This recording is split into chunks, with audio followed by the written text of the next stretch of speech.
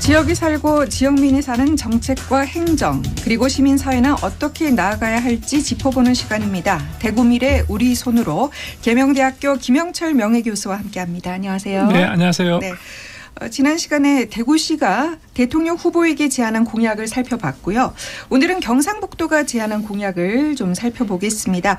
전체적으로 보면 지금 10대 공약으로 압축돼 있죠? 네, 그렇습니다. 경상북도 10대 지역 공약에는 37개 프로젝트가 포함되어 있고 총 사업비는 152조 원 규모로 제시되어 있습니다. 네. 1호 공약은 지난 3월입니다. 경상북도 북부에서 산불이 났는데 그 산불 피해 복구 사업입니다.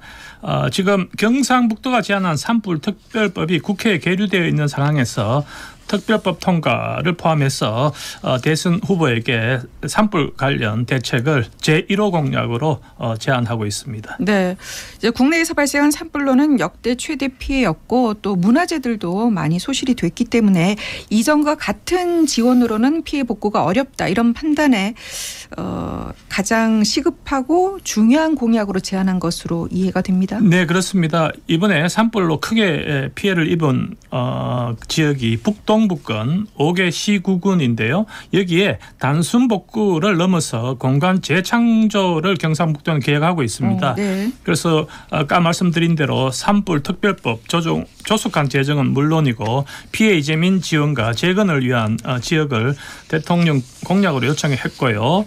또 경상북도 10대 공약을 전체적으로 보면 지방소멸 위기 극복 위한 미래 신산업 육성 또 행정체제 개편이 핵심인데요.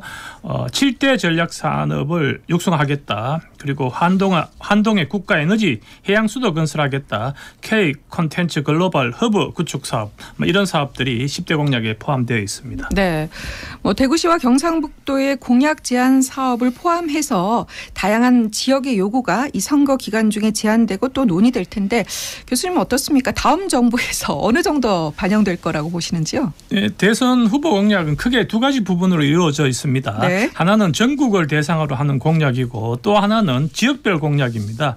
이번에 대구시와 경상북도가 제안한 공약 사업은 다른 지역과의 형평 그리고 우선순위 변경을 통해서 각 대통령 후보 지역별 공약에 선택적으로 포함되어 논의되게 될 것입니다.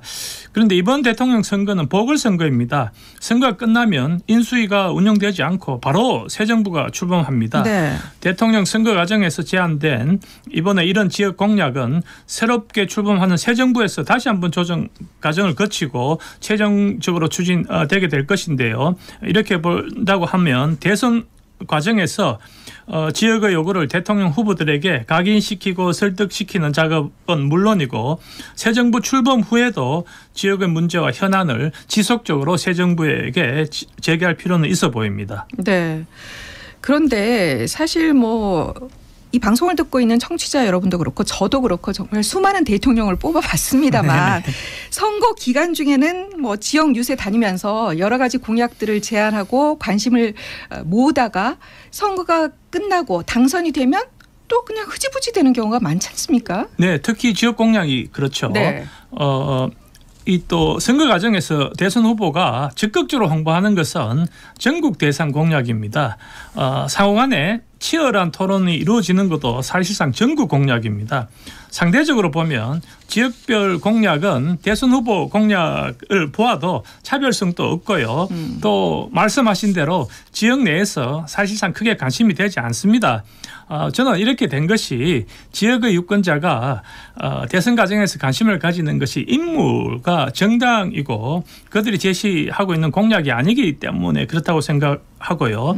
더 중요한 문제는 대통령 후보에게 제안할 지역 공약 발굴에 지역 내부에서 치열한 고민을 하지 않기 때문이라고 생각합니다. 지역 내부에서 지역 발전을 위한 새로운 비전, 전략을 만들어서 지역 공약으로 대통령 후보에게 제안하고 설득해야 되는데 그렇지 않은 것도 현실입니다. 네, 그러니까 전체적으로 좀 두루뭉술하다는 그런 느낌이 들어요. 네, 경제 살리기라든가. 네. 특히 이번 대선은 워낙 촉박하게 가다 보니까 지역에서 제안하는 공약 역시 빨리 결정하게 됐는데 후보들의 지역 공약 내용 어떻게 보십니까? 네, 어제 김문수 후보가 대구 방문했지 않습니까? 네. 여기에서 대충 지역 공약을 제안을 했습니다. 네. 그 내용을 보면 대구 경북 통합 신공항 건설, 경주에서 열리는 아펙 회의 성공적 개최, 그리고 또 대구와 강주에 있는 달빛철도 추진, 동해안 고속 복선 전철 건설 뭐 이런 것들을 지원하겠다고 약속을 했고요. 또 지방 분권과 관련해서는 중앙정부가 가진 권한, 예산, 인사, 인허가권들을 가감히 지방으로 이양하겠다고 그렇게 했습니다. 이재명 후보는 대구 경북 지역 공약으로 7개를 발표했는데요. 제1호 공약은 경북에서 발생한 대형 산불에 대한 피해 복구 보상이고요. 또 경주 아펙 정상회의 성공적 개최, 2차 전지 산업펠트 등 산업정책, 그리고 대구 경북 교통망 구축, 인프라 조성 이런 것이 7개 지역 공약에 포함되어 있습니다. 네.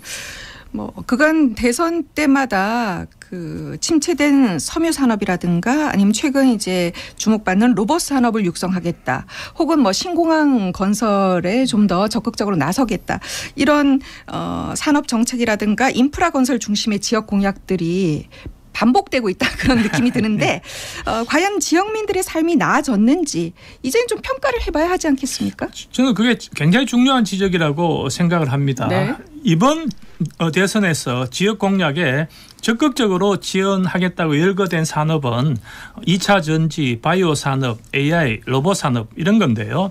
그런데 이전의 대통령 선거에서도 보면 그 당시에 유망 산업으로 거론된 산업이 제시되었습니다. 네. 이름만 다를 뿐 마찬가지 방식으로 열거되었는데 말씀하신 대로 그동안 유망 산업이라고 지원을 약속한 산업 가운데서 지역에 뿌리 내리고 성공적으로 산업이 발전한 사례가 없습니다. 마찬가지로 또 대통령 선거 과정에서 많은 인프라 건설 사업이 약속되었는데 그 인프라 기반을 활용해서 경제와 산업적 측면의 거시적 효과가 또 있는가 하면 뭐 그렇지 않은 측면이 강하고요. 또 주민의 생업이 이 때문에 크게 나아지지 않은 것도 사실입니다.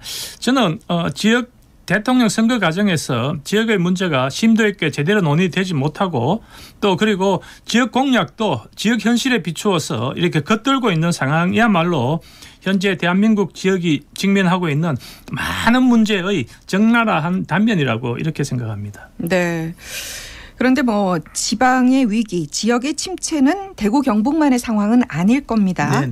네, 이번 대선 역시 지역 균형 발전 공약이 후보 간 대결의 중요한 축이 되고 있는데 특히 이번엔 또 뭐 대통령실을 세종으로 옮기겠다 이런 얘기들을 공통적으로 또 하고 있어요. 어떻습니까? 이번만큼은 좀 기대를 해도 될까요?